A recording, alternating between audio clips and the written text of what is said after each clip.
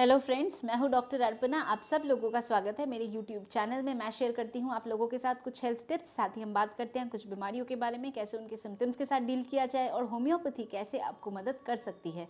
तो दोस्तों, आज हम लोग बात करेंगे एब्सेस या बॉयल्स के बारे में। तो इससे पहले कि ये टॉपिक मैं शुरू करूँ, आप लोगों से कहना चाहूँगी, अगर आपने मेरा चैनल अभी तक नहीं सब्सक्राइब किया तो इसको सब्सक्राइब कर लीजिए और बेल बटन को दबाना बिल्कुल ना भूलें, ताकि मैं जब भी कोई वीडियो पब्लिश करती हूँ या मैं लाइव Q&A सेशन में हूँ तो आप लोगों तक नोटिफिकेशन पहुँच पाए और आप भी मुझे ज्वाइन कर सके। तो चलिए दोस्तों, शुरू करते हैं आज का टॉपिक, एब्सेस या बॉयल्स। तो एब्सेस या बॉयल ये क्या है? यानी आपके बॉडी में अगर कोई एब्सेस हो रहा है, कोई फोड़ा फुंसी हो रहा है, तो उस केस में हमें, तो दोस्तों स्किन में आप लोगों को कभी भी अगर एब्सेस या बॉयल हो रहा है तो उसका मोस्ट ऑफ द केसेस जो रीज़न है वो होता है कि बैक्टीरिया की वजह से आपको स्किन में फोड़े या एब्सेस होते हैं। तो दोस्तों, ये एब्सेस या बॉयल कैसे बनता है? तो आपके बॉडी में अगर कोई इन्फेक्शन हो रहा है, स्पेशली बैक्टीरियल इन्फेक्शन, तो उस टाइम पे आपके बॉडी के जो डिफेंस मैकेनिज्म है, यानी कि वाइट ब्लड सेल्स है, WBCs या वाइट ब्लड सेल्स, तो मैंने जैसे आप लोगों को बताया है पहले भी कि वाइट ब्लड सेल्स हमारे बॉडी के डिफेंस मैकेनिज्म हैं, और कुछ भी इन्फेक्शन होता है तो वाइट ब्लड सेल्स वहाँ पे आते हैं इन्फेक्शन को फाइट करने के लिए। तो उसी तरह से जब बैक्टीरियल इन्फेक्शन होता है तो वाइट ब्लड सेल्स जो बैक्टीरिया है उससे फाइट करता है और उस वजह से वहाँ पे एब्सेस बनता है, फोड़ा बन जाता है और कई बारी पस वगैरह भी फिल हो जाती है। तो उसको हम एब्सेस या बॉयल हम कहते हैं। तो अभी हम बात करेंगे कि होम्योपैथी में कौन सी दवाई है जो आपको मदद कर सकती है। तो पहले जानते हैं कि साइन एंड सिम्टम्स क्या होंगे। तो अगर आपको फोड़ा कहीं हो रहा है, फुंसी हो रही है, तो क्या परेशानी होगी? सबसे पहले वहाँ पे आपको दर्द हो जाएगा, वहाँ पे सूजन यानी कि स्वेलिंग हो जाएगी। अगर पस भरेगा तो फिर दर्द और ज़्यादा रहेगा, और अगर आप वो एरिया पकड़ेंगे तो पकड़ने में भी बाकी रेस्ट ऑफ द एरिया से वो ज़्यादा आपको गर्म महसूस होगा, हीट वहाँ पे फील होगा आपको। तो ये कुछ इसके सिम्टम्स हैं। साथ में अगर इन्फेक्शन ज़्यादा है, आपको बहुत ज़्यादा ऐसा इन्फेक्शन हुआ है, तो साथ में हो सकता है फीवर वगैरह भी हो जाए। तो जितना आपका इन्फेक्शन है तो उस पर डिपेंड करता है कि किस तरह के आपके सिम्टम्स होंगे।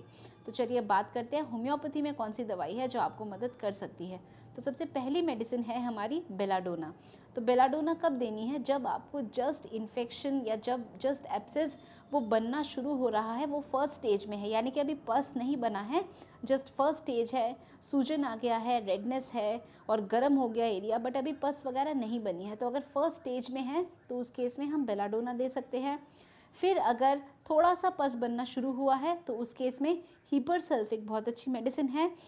पस थोड़ा सा बना है और जो पस है वो एब्जॉर्ब हो सकता है, जस्ट थोड़ा सा ही पस आपका बना है, तो हीपर सल्फ बहुत अच्छी मेडिसिन है।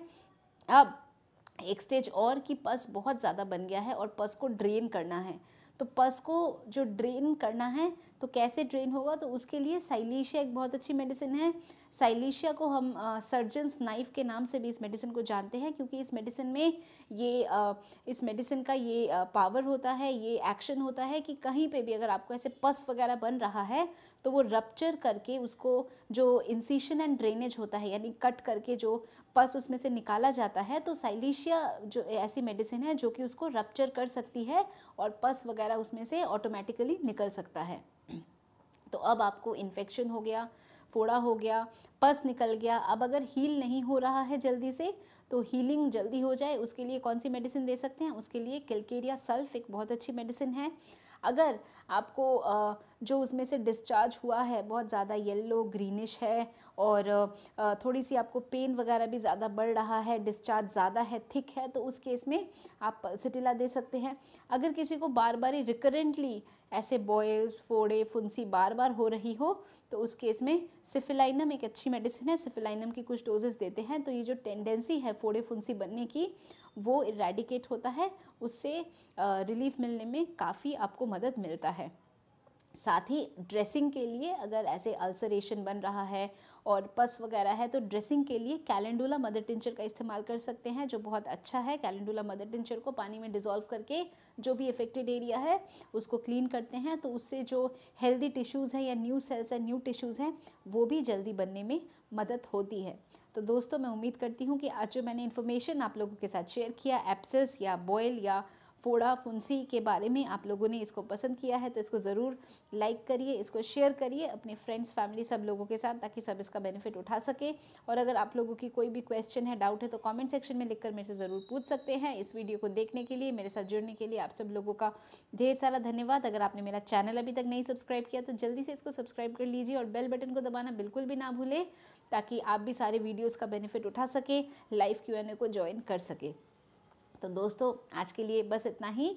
खुश रहिए, मुस्कुराते रहिए, स्वस्थ रहिए एंड थैंक यू।